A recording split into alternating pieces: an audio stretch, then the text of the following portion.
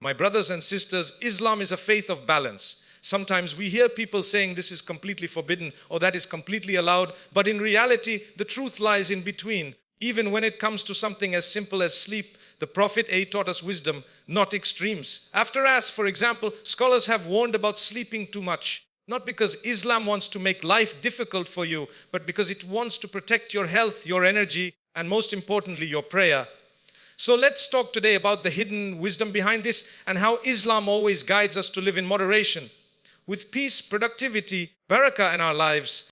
In every Muslim society, cultural practices often blend with religious teachings. While culture can sometimes enrich our way of life, it can also blur the lines between what is truly from Islam and what is merely inherited tradition.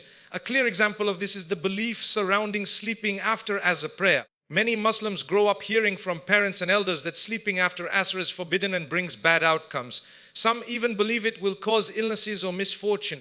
But when we look at authentic Islamic teachings, we find a more nuanced reality. Islam at its core is based on the Qur'an and the authentic Sunnah of the Prophet Muhammad.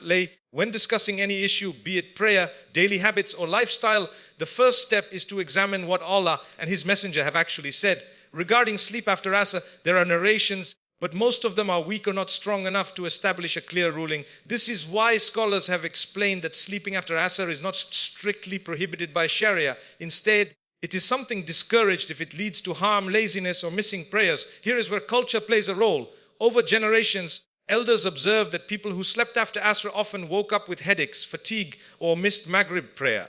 Out of care and concern, they began advising against it strongly. With time, these cultural warnings became so widespread that they were mistakenly understood as a religious ruling. This is the danger of mixing culture with religion. What starts as advice for well-being becomes seen as divine law even without proof from the Qur'an or Sunnah. Islam teaches us to be careful with such matters. The Prophet warned against attributing to him something he did not say. If we label cultural practices as Islamic rulings, we risk spreading misconceptions. At the same time, culture itself is not always wrong. It often carries practical wisdom. For example, sleeping after Asr may not be sinful in itself, but it can have negative effects on health and disrupt the spiritual rhythm of the evening. Thus, our elders' advice carries some worldly wisdom, even if it is not a religious command. Understanding the difference between culture and authentic teachings empowers Muslims to live their faith with clarity. It helps us avoid extremes, blindly rejecting all cultural practices on one hand, or blindly accepting them as Islam on the other. Instead, we should respect cultural wisdom while holding firmly to authentic religious guidance. In conclusion, sleeping after Asr is not explicitly forbidden in Islam, but the caution given by our elders comes from lived experience. As Muslims, we must always return to the Qur'an and Sunnah when seeking rulings, while appreciating cultural practices for what they are, guidelines for daily living, not divine law. This balance between religion and culture ensures that our worship remains pure and our lifestyle remains practical. Sleep is a natural need, but Islam teaches us that even in rest there is wisdom and balance. One of the most discussed times of sleep is in the evening after Asr prayer, a period when many people feel tired and tempted to rest. While Islam does not explicitly forbid this nap, scholars and health experts alike point out that evening sleep can have both health and spiritual consequences that a believer should be mindful of. From a health perspective, the body's natural rhythm is finely tuned. The late afternoon and evening hours are designed to prepare the body for winding down into the night. Taking a nap after Asr can interfere with this rhythm. Many people wake up feeling groggy, disoriented, or with headaches, an effect known as sleep inertia. This is because the body enters a deeper stage of sleep that is difficult to interrupt. Rather than refreshing the mind, evening sleep can leave a person sluggish and less alert, making it harder to engage in productive activities or evening worship.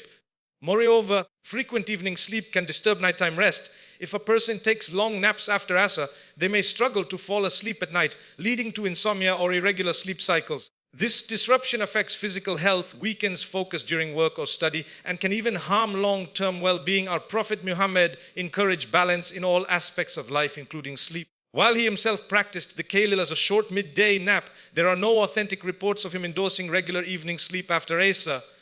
This shows that moderation and timing are crucial. The spiritual effects are also significant. The time after Asr until Maghrib is a period of Barakah's blessing. It is a time when many Muslims engage in decorous remembrance of Allah, Qur'an recitation. It is also one of the daily prayers most vulnerable to neglect. Oversleeping during this time can cause a person to miss Maghrib Salah or delay it, which is a serious matter. The Prophet said, The most beloved deeds to Allah are those done regularly, even if they are few. So Bukhari, Muslim. Missing a prayer due to laziness or oversleeping regularly reflects a lack of discipline and harms one's spiritual connection. Additionally, the evening is a time when the Prophet advised caution. In authentic hadith, he warned against allowing children to roam freely at Maghrib because of the presence of shaitans, devils. If a person is careless with evening sleep, may not only miss prayers but also overlook these spiritual guidelines of protection and awareness. That said, short rest after Asr is not sinful if genuinely needed, for example, due to illness or night work. Islam is a religion of ease, and allowances exist where necessity demands, but making evening naps a habit without reason can bring more harm than benefit. In conclusion, evening sleep after Asr carries both health risks and spiritual consequences. While not haram, it is discouraged if it disrupts worship, health or discipline. A wise believer uses this time for Qur'an, dhikr, family, or preparing for Maghrib, thereby turning it into a source of blessing. Choosing discipline over unnecessary sleep is a small sacrifice that brings both worldly productivity and eternal reward. One of the most important responsibilities of a Muslim is safeguarding their salah prayer.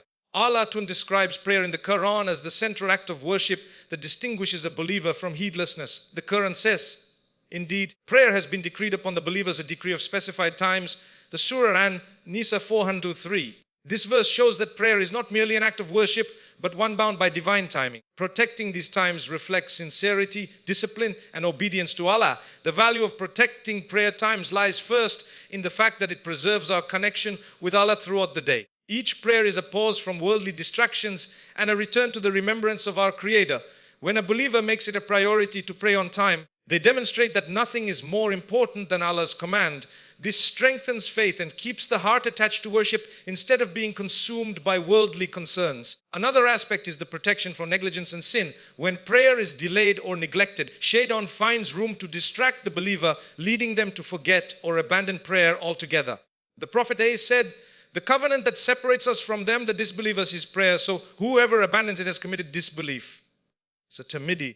While scholars differ on whether abandoning prayer completely constitutes disbelief, all agree that deliberately missing prayer is among the gravest sins. Protecting prayer times therefore shields a Muslim from falling into dangerous neglect. In addition, praying on time brings barakahs, blessings and peace. The Prophet was asked, which deed is most beloved to Allah? He replied, prayer at its proper time. Zabukhari, Muslim. This hadith highlights that punctual prayer is one of the highest forms of obedience. By aligning one's daily schedule around salah, life gains structure and balance. The believer experiences tranquility, productivity and purpose, while disorganized prayer often leads to disorganized living. Protecting prayer times also guards other acts of worship.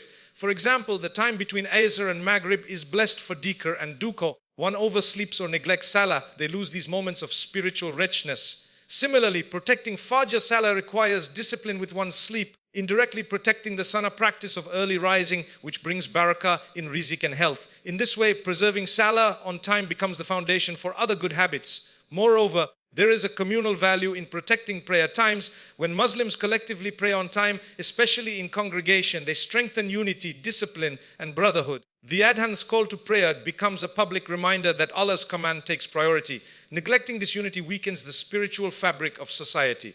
Finally, the ultimate value lies in the hereafter. The Prophet said, "The first matter that the slave will be brought to account for on the day of judgment is the prayer. If it is sound, then the rest of his deeds will be sound. If it is bad, the rest of his deeds will be bad." At-Tabarani. This hadith shows that protecting prayer times is not just a daily discipline, but the key to salvation. In conclusion, protecting prayer times safeguards one's faith, brings barakah in life, disciplines the soul, and ensures success in the hereafter. A believer who values timely prayer values their relationship with Allah, which is the foundation of all blessings. One of the most beautiful aspects of Islam is its wasatiyah in all areas of life. The Qur'an describes the Muslim Ummah as a justly balanced nation. Surah Al-Baqarah 21-3. This balance is not only in belief and worship, but also in character, lifestyle, and interaction with others. Islam does not encourage extremes of deprivation nor indulgence. It guides towards moderation, harmony, and purposeful living. In terms of worship, Islam teaches believers to be devoted to Allah without neglecting their worldly responsibilities. The Prophet once corrected companions who went to extremes. One vowed never to marry, another to fast continuously without breaks, and another to pray all night without rest. The Prophet said, "I fast and break my fast, I pray and I sleep and I marry women. Whoever turns away from my sunnah is not from me." See Bukhari, Muslim. This hadith highlights that true devotion is not in excessive hardship, but in following the balanced sunnah.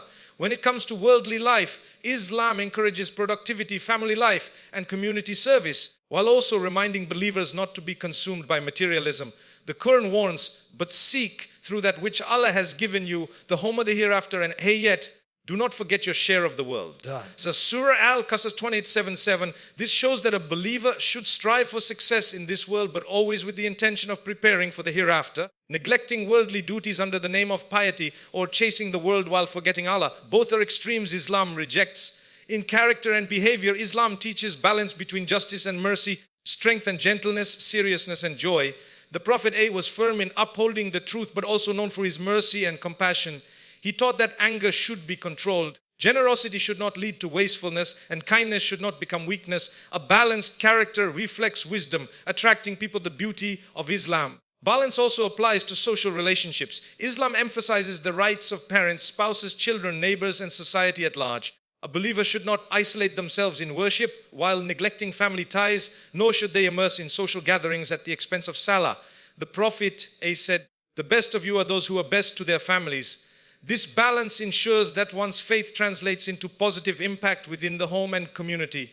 Even in diet and health, Islam teaches moderation and drink, but waste not by extravagance. Indeed, He does not like the extravagant. So Surah Al-Iraf 7:30 went, overindulgence harms the body, while excessive denial weakens it. A balanced lifestyle strengthens both worship and daily living. In conclusion, Islam is a religion of balance that rejects extremes. It calls believers to live a life of moderation, devoted to Allah, yet engaged with the world. Disciplined, yet compassionate. This middle path is what makes Islam practical, universal, and timeless. A Muslim who embraces balance reflects the true spirit of the Qur'an and Sunnah, becoming a source of peace and guidance for themselves and others.